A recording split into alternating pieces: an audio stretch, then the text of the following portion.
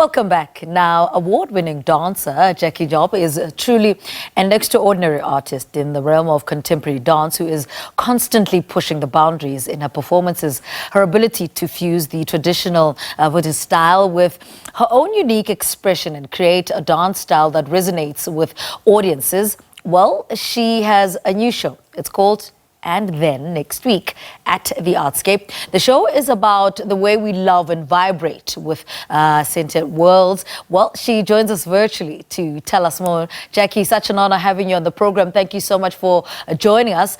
Tell us a little bit about, for somebody who may not know, your journey as a contemporary dancer and how you became, a pioneer in the space that you occupy.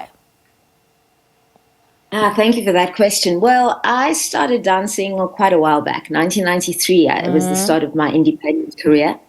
And I guess for me, it was really important to find a signature. I wanted to create a dance style that enabled people to remain curious about me and not like stick me in a box. So from the very beginning, I became interested in working with animal-human configurations.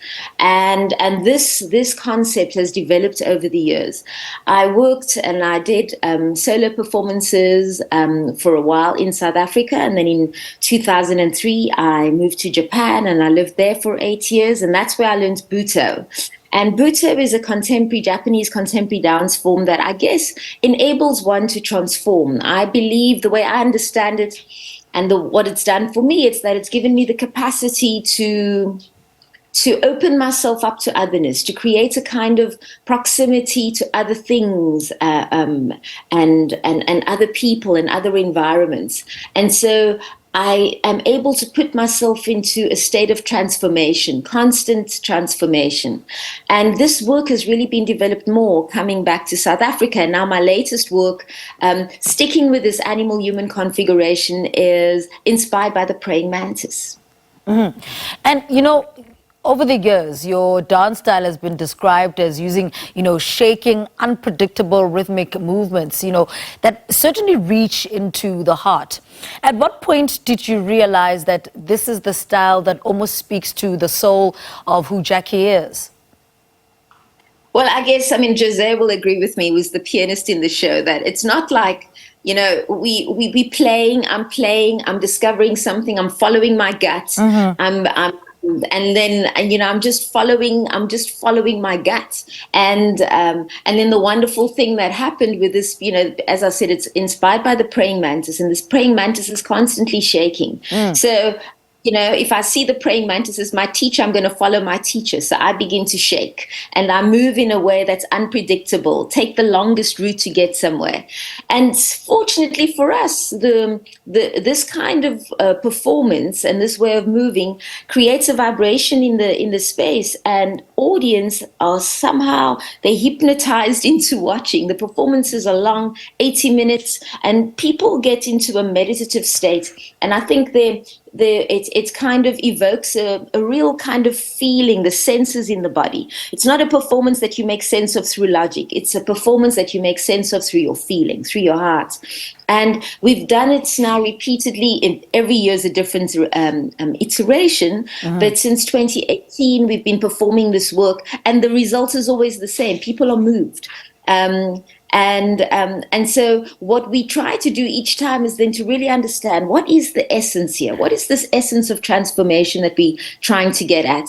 And it's always about love. So how can we love better? How do we open ourselves more to other things so that we can love better, so that we can allow things to happen, so that we can be more compassionate, so that we are enabled to fulfill our desires, to follow our desires, with space for the other. I think that's what the piece is about. I'm curious about the name, though. It's so simple, but then there's so much to ask out of that title. Tell us a little bit about the inspiration behind this particular title. Well, like I was saying, the work is about constant transformation. And so, and then ... our thing really encapsulates that. So that, we never arriving at a point. We're always going somewhere. Yeah. It's never about this is it. It's about this is where we are now. And then what's going to happen next? And so the title always remains the same each year, but the content is never the same. And I think that really speaks to our lives, right? We have I have my name, I have my DNA, but how I manifest myself in day-to-day life, it's going to be different. And hopefully it evolves all the time. And so that's what I'm trying to do with this title. And then, ... Yeah. What happens next? And I mean, as an artist who constantly raises the bar of contemporary dance performance, what are some of the challenges you face in pushing those boundaries and exploring new territories within your craft? I mean, how do you overcome those challenges and continue to evolve as a dancer? Because it's so easy to remain in your comfort zone. Wow, that's a good question. The challenges, I think, is, not that one tries to be different, but then when you're working and you realize that you are being different, to remain brave enough to stay there and to really lean into it. So that it's not, for me, it's always about innovating and not necessarily imitating. So I'm not trying to show that I can dance just like someone else. I'm not trying to show that I can do cats or that I can do swan lake. I'm not trying to make, to keep people in a kind of, in a zone of familiarity. I believe that transformation is really about opening ourselves up and moving into the unknown. And so I really believe that. And for me, that's really important about the work. So I guess what is challenging is every now and again, I really have to remind myself of that and go, it's fine, just...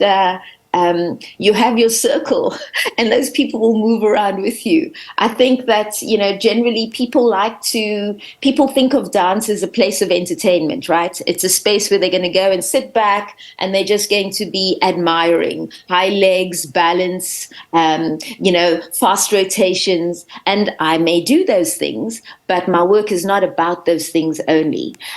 When I'm kicking my legs, there's a reason, there's something that I'm reaching towards. When I'm spinning, there's some environment that I'm twirling through. When I'm pointing my toe, I'm pointing towards something, so there's always an intention behind things. And so the work is very narrative based, but narrative, a narration that's about the heart feeling, not a once upon a time story, if you understand what I'm trying to say. I guess that's the challenge, is understanding that the work is not necessarily going to be familiar, but that it's going to touch people in different ways, and trusting that because I've been doing it for long enough. Yeah. And then just going ahead and doing the work. Yeah. And as somebody who's conceived over 50 pieces, how do you approach collaboration within your work? And, have you collaborated with other artists or musicians in your performances, that speak the same language that you do? How do you even approach that? Or is it important that you go with somebody different because you're learning something different? How do you approach collaborations? I like to work with people my like. That's really important. There has to be some kind of human connection. We like each other, we eat together, we enjoy telling each other stories of our personal lives, so that when we perform, it's not only about the performance, there's so much subtext between us. And so Jose, I don't look for a different performer for And Then, for example. Jose and I, it's our work. We started creating it together, and I really believe that it's because of our connection that moves beyond the stage that the work is so strong. I like to work with musicians, especially because musicians who work conceptually. So over the years, I've worked with various musicians. In Japan, I worked with so many different kinds of artists, contrabassists, percussionists, singers. And generally, I work with people who have similar concepts. So they're also interested in innovating. They're also interested in finding out something through their performance and not necessarily just reinforcing old ideas in performance. And who are willing to take the risk. So, yeah, that's how I choose people. All right, Jackï, thank you so much for talking to us. Good luck with the production going forward. She's an award-winning dancer and choreographer, and she has an upcoming show at the Artscape performing her And Then ... that she first performed in 2018.